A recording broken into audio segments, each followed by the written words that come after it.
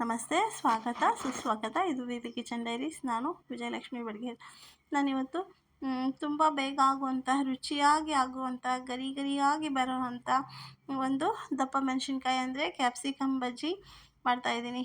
Done ಮೆಣಸಿನ್ಕಾಯಿ ಅಂತ ಹೇಳ್ತೀವಿ, ಕ್ಯಾಪ್ಸಿಕಮ್ ಅಂತ, ಆಮೇಲೆ ದಪ್ಪ ಮೆಣಸಿನ್ಕಾಯಿ ಅಂತ ಹೇಳ್ತೀವಿ. ಅದೇ ಬಜ್ಜಿನ ನಾನಿವತ್ತು ಮಾಡ್ತಾಯಿದ್ದೀನಿ.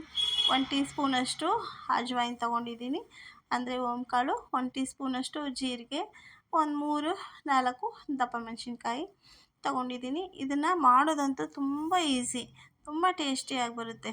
ಮತ್ತು ನೋಡಿ, ಇವಾಗ ಇದಕ್ಕೆ ಎಷ್ಟು ಬೇಕೋ ರುಚಿಗೆ ತಕ್ಕನಾದಷ್ಟು ಉಪ್ಪು ಕೂಡ ಹಾಕ್ಕೋಬೇಕು. ಉಪ್ಪು ಹಾಕ್ಕೊಂಡು ಆಮೇಲೆ ಖಾರದ ಪೌಡ್ರು, ಮತ್ತು ಇದಕ್ಕೆ ಜಾಸ್ತಿ ಈರುಳ್ಳಿ ಕಟ್ ಮಾಡ್ಕೋಬೇಕು, ಅದು ಮಾಡಬೇಕು ಇದು ಮಾಡಬೇಕು ಎಂಥದ್ದು ಇಲ್ಲ. ತುಂಬ ಈಸಿ ಆಗುತ್ತೆ, ತುಂಬ ಟೇಸ್ಟಿ ಆಗುತ್ತೆ. ಮತ್ತು ಮಕ್ಕಳಿಗೆ, ದೊಡ್ಡವ್ರಿಗೂ ಎಲ್ರಿಗೂ ಕೂಡ ಇಷ್ಟ ಆಗುತ್ತೆ. ಇವಾಗಂತೂ ಚಳಿ ಟೈಮು ಅಲ್ವಾ, ಸಾಯಂಕಾಲ ಒಂದು ಸ್ವಲ್ಪ ಈ ಬಜ್ಜಿ ಮಾಡ್ಕೊಂಡ್ಬಿಟ್ಟು ಒಂದು ಕಪ್ ಟೀ ಜೊತೆಗೆ ಈ ಬಜ್ಜಿ ಇಟ್ಕೊಂಡು ಕೂತ್ಕೊಂಡ್ರೆ ತುಂಬ ಎಷ್ಟು ಚೆನ್ನಾಗಿರುತ್ತೆ ಗೊತ್ತಾ, ಅಷ್ಟು ಚೆನ್ನಾಗಿರುತ್ತೆ.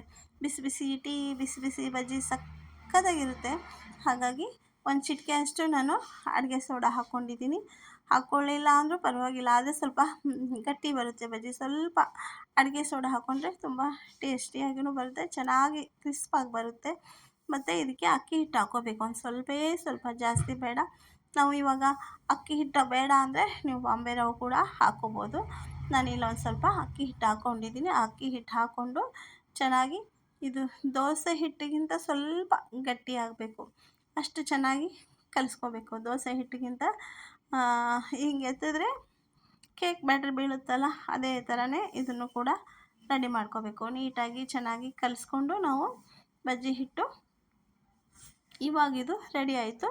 ಮತ್ತು ಇಷ್ಟೊತ್ತಿಗೆ ಎಣ್ಣೆ ಕಾಯಕ್ಕೆ ಇಟ್ಬಿಡಬೇಕು. ಎಣ್ಣೆ ಕಾಯಕ್ಕಿಟ್ಟು ಇಷ್ಟು ಮಾಡೋಷ್ಟೊತ್ತಿಗೆ ಎಣ್ಣೆ ಕಾಯ್ದಿರುತ್ತೆ. ಆವಾಗ ನಾವು ಎಣ್ಣೆ ಕಾಯ್ದಿದೆಯಾ ಅಲ್ವಾ ಅಂತ ಚೆಕ್ ಮಾಡಿಕೊಂಡು ಒಂದು ಸ್ವಲ್ಪ ಹಿಟ್ಟನ್ನು ಫುಲ್ಲು ಒಂದು ಹಾಕೋದು ಬೇಡ, ಒಂದು ಸ್ವಲ್ಪ ಹಿಟ್ಟು ಹಾಕ್ಕೊಂಡು ನೋಡೋಣ ಎಣ್ಣೆ ಕಾಯ್ದಿದೆಯಾ ಅಂತ. ಚೆನ್ನಾಗಿ ಎಣ್ಣೆ ಕಾಯ್ದಿದೆ ಅಂದಾಗ ನಾವು ಒಂದು ಪೀಸ್ ಮಾಡಿ ಇಟ್ಕೊಂಡಿದ್ದೀವಲ್ವ ಕ್ಯಾಪ್ಸಿಕಮ್ನ, ಆ ಕ್ಯಾಪ್ಸಿಕಮ್ನ ತೊಗೊಂಡು ಒಂದೊಂದೇ ಪೀಸ್ ಹಾಕ್ತಾ ಬರಬೇಕು.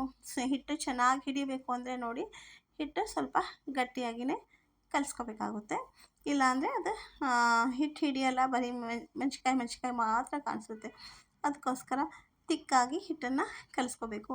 ಮತ್ತು ವಿ ಪಿ ಕಿಚನ್ ಡೈರೀಸ್ ಯಾರೆಲ್ಲ ನೋಡ್ತಾ ಇದ್ದೀರಾ, ಇನ್ನೂವರೆಗೂ ಯಾರೂ ಸಬ್ಸ್ಕ್ರೈಬ್ ಮಾಡ್ಕೊಂಡಿಲ್ಲ, ಅವ್ರು ಮರೀದೇನೆ ವಿ ಪಿ ಕಿಚನ್ ಡೈರೀಸ್ ಚಾನಲ್ನ ಸಬ್ಸ್ಕ್ರೈಬ್ ಮಾಡ್ಕೊಳ್ಳಿ.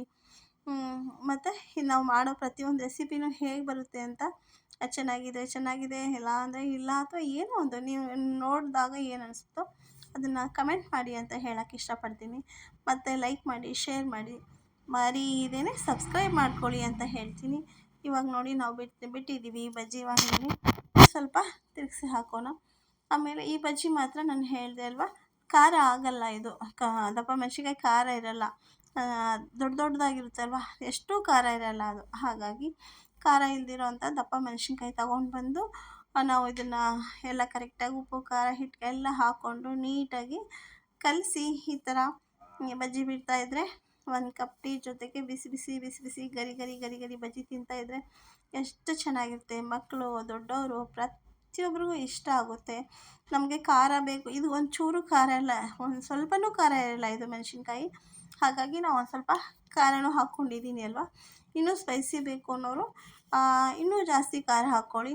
ಇದೇನಿದು ದಪ್ಪ ಮೆಣಸಿನ್ಕಾಯಿ ಖಾರ ಅಂದು ಇಷ್ಟೊಂದು ಖಾರ ಹಾಕ್ಕೊಂಡಿದ್ದಾರೆ ಅಂದ್ಕೊಳ್ಳೋದೇನು ಬೇಡ. ಯಾಕೆಂದರೆ ಈ ಮೆಣಸಿನ್ಕಾಯಿ ಒಂದು ಸ್ವಲ್ಪನೂ ಖಾರ ಇರಲ್ಲ, ಅದಕ್ಕೋಸ್ಕರ ನಾನು ಖಾರ ಹಾಕ್ಕೊಂಡಿದ್ದೀನಿ. ನಿಮಗೆ ಇನ್ನೂ ಖಾರ ಬೇಕು ಅಂದರೆ ಇನ್ನೂ ಖಾರ ಹಾಕ್ಕೊಳ್ಳಿ. ಇಲ್ಲ, ಇದು ಹಸಿಮೆಣ್ಸಿನ್ಕಾಯಿ ಚಟ್ನಿ ಹಾಕ್ಕೊಂಡು ಮಾಡ್ತೀನಿ ಅಂದರೆ ಅದು ಕೂಡ ತುಂಬ ಚೆನ್ನಾಗಾಗುತ್ತೆ. ಸ್ವಲ್ಪ ಸ್ಪೈಸಿಯಾಗಿ ಬರಬೇಕು ಅಂದರೆ ಸ್ವಲ್ಪ ಜಾಸ್ತಿನೇ ಖಾರ ಹಾಕ್ಕೊಳ್ಳಿ, ಅವಾಗ ಚೆನ್ನಾಗಾಗುತ್ತೆ. ಇದು ಮಾಡೋದಂತೂ ತುಂಬ ಈಸಿ. ನೋಡಿದ್ರೆ ಅಲ್ವಾ ನೀವು ಎಷ್ಟು ಚೆನ್ನಾಗಿ, ಎಷ್ಟು ಈಸಿ. 3 ನಿಮಿಷ ಟೈಮ್ ಸಾಕು ಅಷ್ಟೇ. 1 ನಿಮಿಷ ಹಿಟ್ಟು ಕಲಸೋಕ್ಕೆ, 2 ನಿಮಿಷ ಬಜ್ಜಿ ಕರಿಯೋದಕ್ಕೆ. 3 ನಿಮಿಷದಲ್ಲಿ ನಿಮಗೆ ಕ್ಯಾಪ್ಸಿಕಮ್ ಬಜ್ಜಿ ರೆಡಿ ಆಗಿಬಿಡುತ್ತೆ. ಸಾಯಂಕಾಲ ಸ್ಕೂಲಿಂದ ಮಕ್ಕಳು ಬರೋ ಟೈಮ್ಗೆ, ಯಜಮಾನ್ರು ಬರೋ ಟೈಮ್ಗೆ ಬಿಸಿಯಾಗಿ ಒಂದು ಕಪ್ ಟೀ, ಕಾಫಿ ಕೊಟ್ಬಿಟ್ಟು ಇದನ್ನು ಬಜ್ಜಿ ಕೊಟ್ಬಿಟ್ರೆ ಎಷ್ಟು ಚೆನ್ನಾಗಿರುತ್ತೆ ಗೊತ್ತಾ.